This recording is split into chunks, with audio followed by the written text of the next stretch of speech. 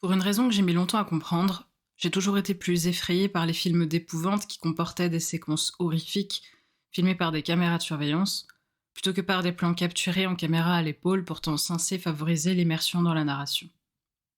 Ces deux techniques ont été grandement utilisées dans l'une des meilleures périodes du cinéma d'horreur à mon sens, la période 99-2010, qui va en gros de Blair Witch Project à Insidious, en passant par Audition, Los Otros, Darkwater, 28 jours plus tard, The Host, la grande vague des Saw et Hotel, et pour les films de la thématique qui m'intéresse aujourd'hui, les REC et Paranormal Activity, ou beaucoup moins connus, Noroi et Lake Mungo.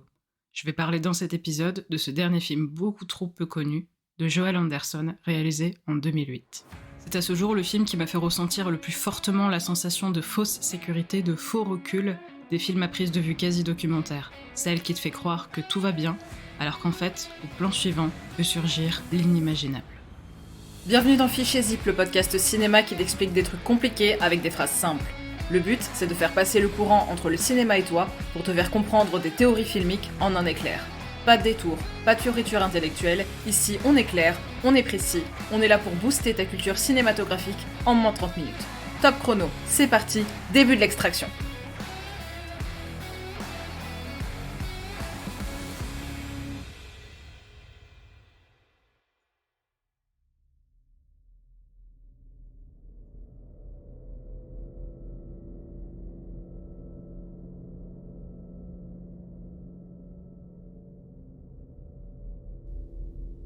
Lake Mungo est un film australien qui commence comme une bonne partie des films de fantômes. Il raconte l'histoire de la famille Palmer endeuillée par la disparition de l'un des deux enfants, Alice, qui un beau jour, alors qu'il pique-niquait autour d'un lac, disparaît.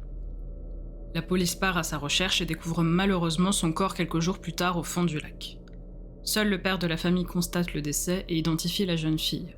À partir de là, un certain nombre de manifestations étranges, voire paranormales, vont se produire dans la maison des Palmer et leur donner l'impression que leur fille n'est pas tout à fait partie. Ce film est bien entendu une complète fiction malgré ce qu'affirme son premier carton inspiré d'une histoire vraie. Cette histoire du Lake Mungo n'a jamais existé et elle surfe bien évidemment sur le succès et le côté légende urbaine de spectres et de fantômes qui peuplent le cinéma horrifique depuis la fin des années 90 avec Blair Witch, Noroi ou encore REC.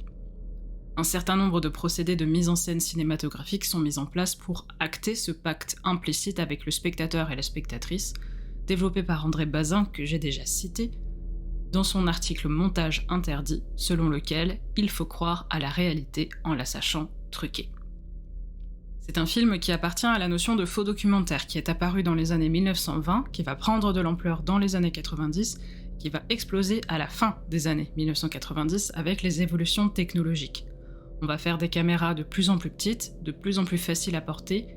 On peut bientôt filmer avec son téléphone, ce qui signifie qu'on peut filmer partout, tout le temps, et de plus en plus de choses.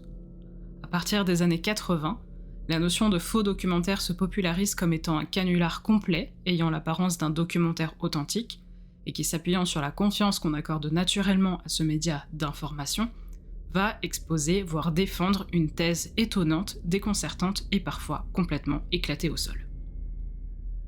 Le concept de faux documentaire se popularise à partir du film Documentaire d'Agnès Varda, qui va rester dans le langage cinématographique comme un principe d'hybridation de la réalité et de la fiction, par contrat implicite du film avec son auditoire.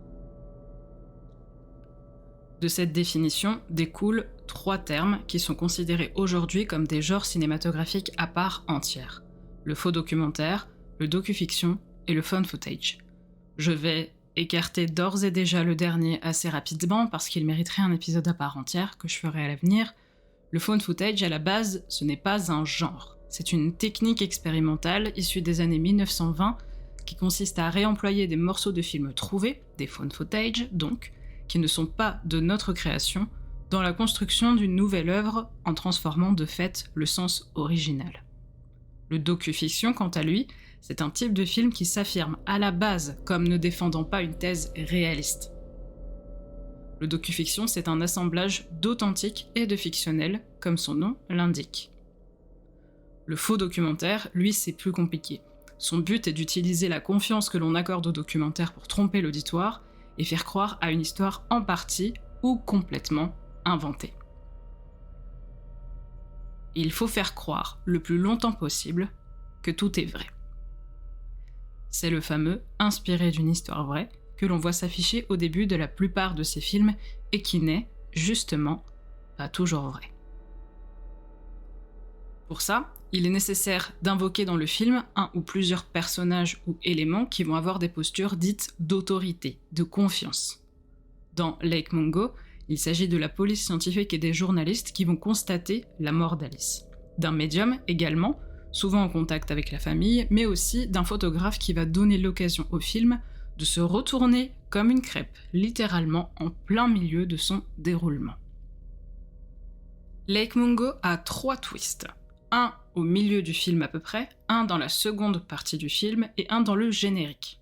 Je vais tous les dévoiler aujourd'hui, donc si tu ne souhaites pas les connaître, je te conseille de quitter cet épisode et d'aller voir le film avant. On le trouve assez facilement dans les moteurs de recherche. Anderson introduit Lake Mungo par une somme de représentations de fantômes, en photographie, destinée à procéder à la mise en ambiance pesante, mélancolique, très lourde, qui va s'étirer durant tout le film. Ces représentations sont accompagnées d'une musique extrêmement lente et pesante et d'un commentaire du personnage d'Alice.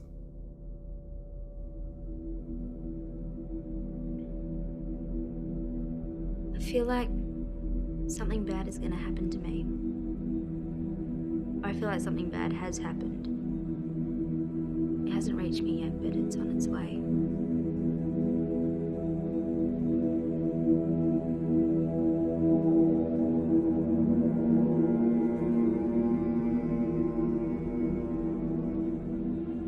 I don't know why it's important. It's like how it helps people like dealing with their loss, like making up stories about ghosts or whatever.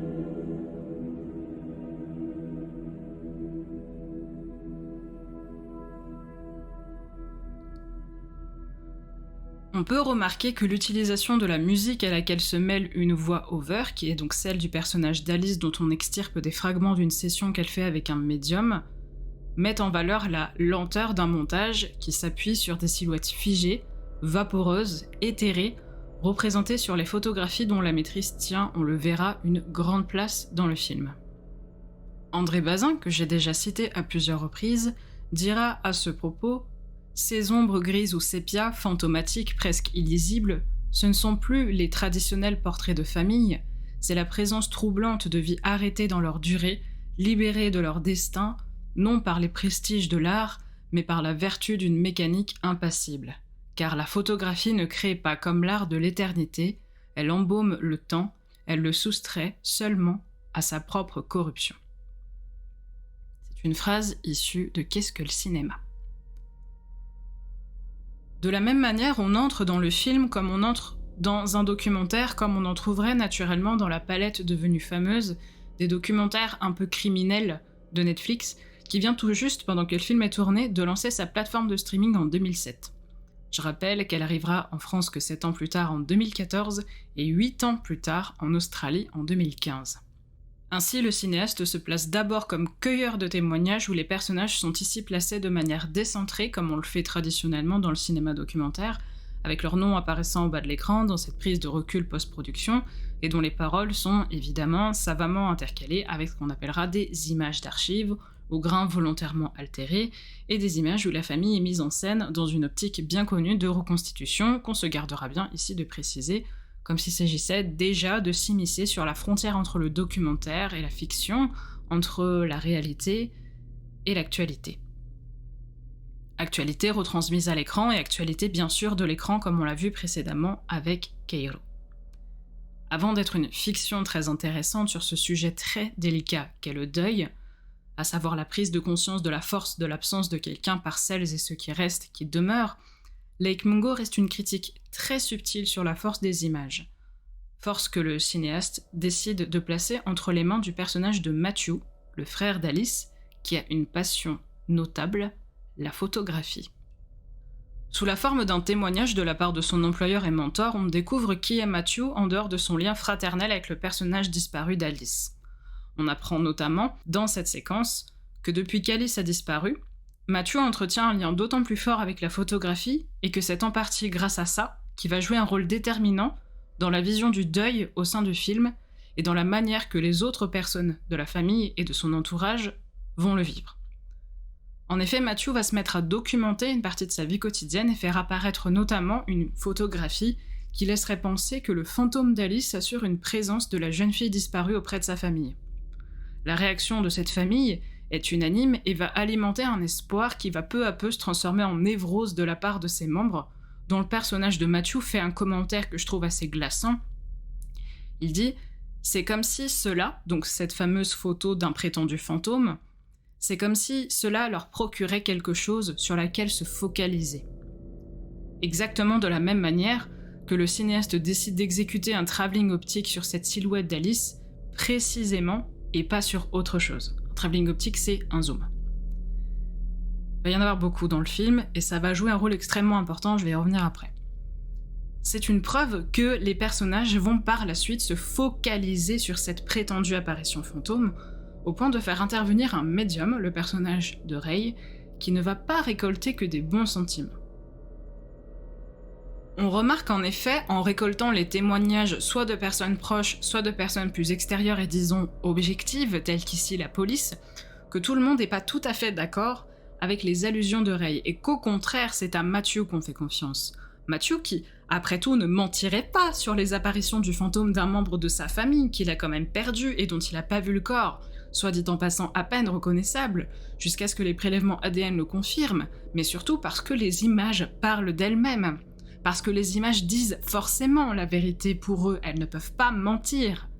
Et effectivement, les images capturent un certain nombre de jeux d'ombre et de silhouettes particulièrement préoccupantes, la nuit venue, qui forcent à constater qu'il y a une présence fantomatique du personnage d'Alice sur les lieux, à savoir la maison de la famille. Ils doutent beaucoup de Ray, alors que c'est systématiquement le personnage de Matthew qui prend les images, donc ils attribuent une vérité à l'image.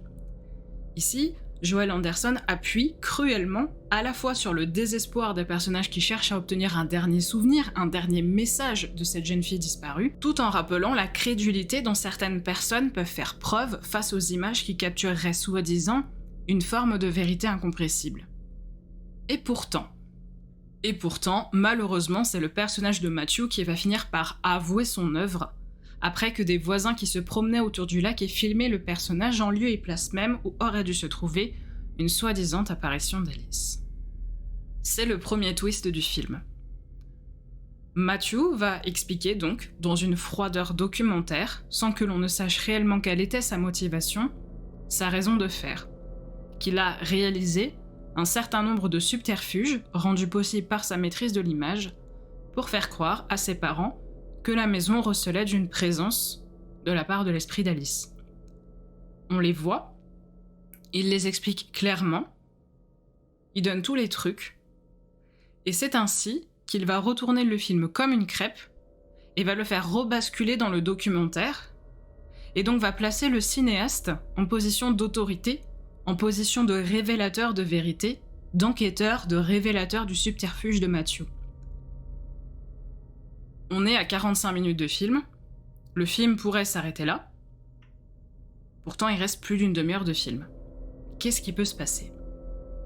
Eh bien il se passe un truc particulièrement important. Peu de temps après, les parents d'Alice font la découverte d'une vidéo tournée 1 an auparavant, lorsque Alice était en week-end avec des amis autour donc du Lake Mungo.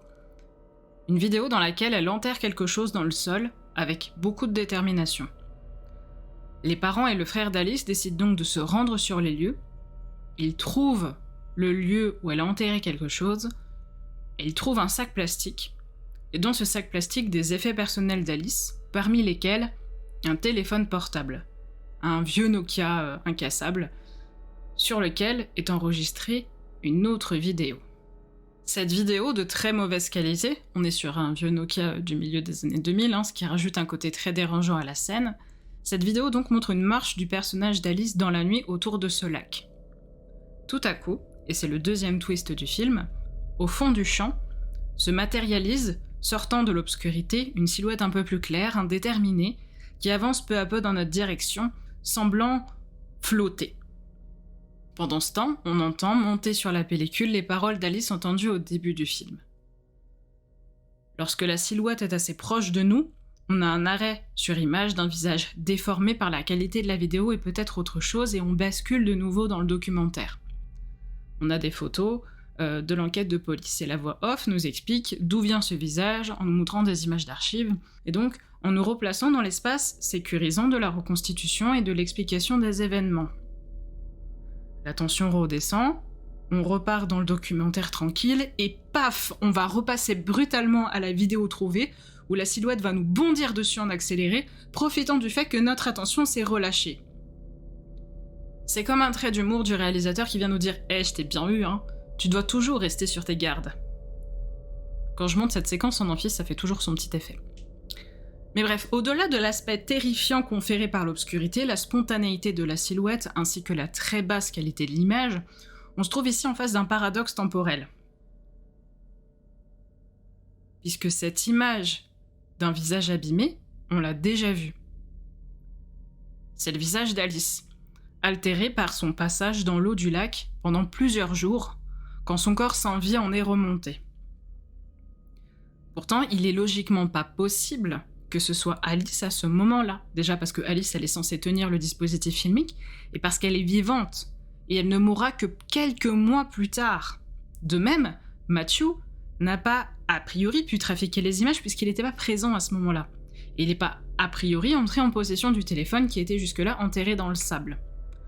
Enfin, si on veut poursuivre la prise du recul, il s'agirait de douter du fait que ce soit Alice qui tient le téléphone à ce moment-là, et qu'il s'agisse de celle qui se trouve en face de l'écran, mais ce serait sombrer dans la paranoïa la plus totale. Pourtant, ce qu'on a ici, d'un point de vue cinématographique, c'est un excellent exemple, encore une fois, de cette fameuse image cristal de Gilles Deleuze, puisque ce plan nous permet de voir une conjonction de plusieurs images, de plusieurs régimes chroniques à l'œuvre, c'est-à-dire plusieurs niveaux de temps, plusieurs lignes temporelles. On a d'abord ce qui dans la temporalité du film est déjà arrivé, puisque Alice est morte. On a ce qui est en train d'arriver au moment où elle tourne la vidéo, donc l'espèce d'attaque de fantôme, et ce qui n'est pas encore arrivé, puisqu'elle est vivante au moment où elle la tourne. Donc dans la narration, on est face à un personnage qui voit son futur fantôme, son futur état en train de se construire et en train de se faire. Et ici, par cette silhouette qui avance, on a une parfaite expression de l'image virtuelle, qui est virtuelle pour Alice à cet instant T, et qui pour nous, spectateurs, est numérique. J'ai déjà expliqué la dernière fois. C'est cette description glaçante qu'en fait, Alice, elle-même, pendant sa consultation avec le médium, qu'on entrevoit pendant cette séquence, donc une séquence qui date, où elle dit « J'ai l'impression que quelque chose de mauvais va m'arriver, j'ai l'impression que quelque chose de mauvais est arrivé, cette chose ne m'a pas atteinte, elle est en chemin. » Et par cette image, cette silhouette, ce reflet de plus tard qui s'avance inexorablement vers Alice, on n'a ni plus ni moins que cette traduction de cette image virtuelle, cette image encore un peu brouillée, un peu pas nette, un peu floue, cette image qui va vers l'actualisation, qui est d'abord opaque dans le noir quasi invisible, et qui peu à peu se compose, devient perceptible, et qui, lorsqu'elle nous atteint, n'est pas encore terminée. Et c'est ce qui confère cinématographiquement son aspect effrayant, car pas terminé, pixelisé, en train de se construire. C'est une espèce de blob de flou artistique, de flou numérique. Et ce voyage de l'invisible vers le visible, de l'opaque vers le limpide, c'est encore une fois une expression de cette image cristal, cet ensemble de facettes qui dit « ça va arriver, c'est en train d'arriver ». Et donc cette séquence, qui est donc le deuxième twist du film, fait tout basculer sur l'axe du film parce qu'elle remet tout en question. C'est une nouvelle pièce de l'enquête, c'est une nouvelle image qui permet au spectateur de se dire « mais depuis le début, en fait, il y avait un truc. Depuis le début, un circuit de l'image se met en place. » Et ça se confirme avec la dernière scène du film, alors que la famille, soudainement bizarrement rassérénée par ce moment inexplicable et très effrayant, décide de déménager, et qu'on entrevoit une nouvelle séance de médium de June, cette fois la mère d'Alice, qui rentre en connexion avec celle que le personnage d'Alice avait fait de son vivant. Elles sont montrées en montage alterné, et on voit que les deux communiquent et que Alice savait très bien que plus tard, en fait, la scène du déménagement se termine sur une photo que les personnages font devant la maison, une photo de famille, et dans un travelling optique avant, un zoom, on constate que Alice est aussi sur la photo, dans la maison, derrière la vitre. C'est vachement... bonne ambiance, très bonne ambiance pour finir un film. Le générique arrive ensuite, et avec lui le troisième twist. Il est entrecoupé d'images de vidéos d'archives de la famille, de vidéos d'anniversaire, etc., de vidéos de vacances, et à chaque vidéo, Joel Anderson opère un arrêt sur image et un zoom dans un coin de la vidéo pour montrer que le fantôme était déjà là depuis tout ce temps, à chaque arrêt, à chaque fois, y compris dans la photo que Matthew a trafiquée, mais à un autre endroit. Donc passé cette constatation glaçante, qui quand même vaut son pesant de cacahuètes, la contrariété s'installe. Est-ce qu'on doit vraiment croire à cette vérité-là, cette vérité du réalisateur, sous prétexte qu'elle avait mis à mal plusieurs subterfuges dans le film ? Si Matthew a trafiqué les images, il a passé du temps dessus, donc comment il est passé à côté du fait que cette présence était déjà là sur l'image ? Et surtout, qu'est-ce qui nous dit finalement que c'est pas lui qui a orchestré tout ce manège et depuis le début aurait tué sa propre sœur ? Impossible de le savoir. Impossible désormais d'accorder une quelconque confiance à cette œuvre qui retourne bien la tête, on doit l'avouer. Et c'est donc à la fin du film qu'on se rend compte par ce jeu de miroir, ce jeu d'écho entre passé et présent, savamment orchestré par Joel Anderson, que le circuit était déjà à l'œuvre, et déjà prévu, et qu'il n'est pas voué, malgré les mouvements des personnages, à se refermer. Et que les images produites par le personnage de Matthew, comme celles produites par le cinéaste, sont moins des captures de vérité que d'un ensemble d'astuces pour détourner le regard des destinataires de l'image sur quelque chose que l'on veut bien montrer. En ce sens, Lake Mungo prouve que le faux documentaire est avant tout une expérience ludique, un peu sournoise, qui nous met au défi de reconnaître les subterfuges glissés dans les images et nous fait questionner notre rapport à ces dernières. C'est une preuve qu'on doit constamment remettre en question notre crédulité et la confiance qu'on accorde à quelqu'un qui met des images à notre disposition. Il y a bien sûr ce pacte dont parle André Bazin, croire la réalité en la sachant truquer, mais comment se positionner quand on est censé avoir un documentaire en face de soi ? Comment se positionner face à un réalisateur ou une réalisatrice qui par définition se place en posture d'autorité avec cette œuvre, surtout quand il s'agit d'apporter un témoignage à propos d'une histoire aussi délicate que celle d'un deuil ? C'est un type de film qui nous pousse à remettre en question même les images divertissantes et à ne pas tout croire. Mais on sait que dès lors qu'on se confronte à un film d'horreur ou un film d'épouvante, on accepte un minimum de laisser derrière nous une forme de cohérence pour rentrer dans l'histoire et se laisser porter par elle. Sinon on regarde plus de films en fait. En filigrane, on peut se poser aussi la question, évidemment, de l'éthique documentaire qui consiste à respecter une certaine morale dans la transmission des informations. Est-ce que le faux documentaire est éthique ? Bien sûr que non. Ce qui en fait, entre nous, en fait un objet d'étude passionnant, sujet à de nombreuses interprétations. Alors bien sûr, ce film qui traite le sujet délicat du deuil n'est pas une espièglerie sur ce dernier, dont elle reflète une réalité, et avant tout une expérience, comme semble le supposer l'ultime ligne du générique, qui indique que le film est dédié à un certain Ross Anderson. Ce nom peut laisser penser qu'il s'agit d'un parent d'Anderson, et qu'il s'agit peut-être pour le cinéaste, à l'instar du personnage de Matthew, de produire des images pour se focaliser sur quelque chose et exorciser ce deuil à faire d'une personne et du souvenir que l'on a de cette personne. Le dernier plan du générique, qui montre une silhouette indéfinissable au sein d'un paysage tout aussi elliptique, qui peut être celui du lac Mungo, peut être attribué finalement à n'importe quel personnage. Et la sonnerie régulière d'un électrocardiogramme signifiant que quelque part, cette image d'un être qui nous manque montre que cet être est toujours en vie dans un coin de notre tête, même si ce n'est que par flash, par intermittence. Joel Anderson va plus ou moins disparaître à son tour du paysage cinématographique à la suite de Lake Mungo, puisque c'est à peu près son seul film. Il va participer à l'écriture de quelques menues séries, donc Clickbait, une mini-série Netflix évoquant elle aussi une histoire de disparition. Lake Mungo ne restera pas spécifiquement dans les mémoires, même s'il possède d'évidentes qualités cinématographiques, mais il laisse après son visionnage, outre un sentiment évident de mélancolie, la certitude d'une chose à celles et ceux qui l'ont vu à sa sortie, et dont on est toutes et tous conscients avec notre fréquentation quotidienne des réseaux sociaux maintenant. Il ne faut pas faire confiance à une image prétendument réaliste que l'on n'a pas réalisée soi-même. Jamais.